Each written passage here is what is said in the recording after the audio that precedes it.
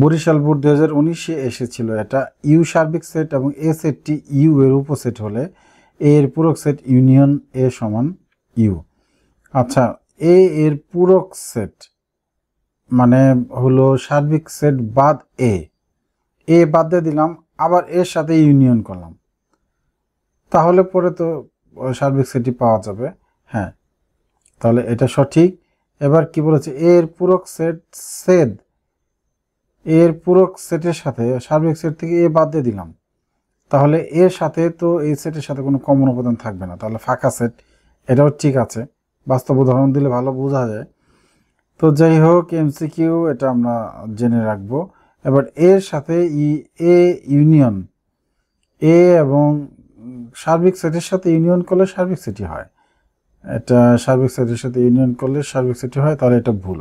তাহলে আমরা দেখলাম যে এখানে সঠিক উত্তর হচ্ছে 1 আর 2, অর্থাৎ ক হচ্ছে এখানে সঠিক উত্তর।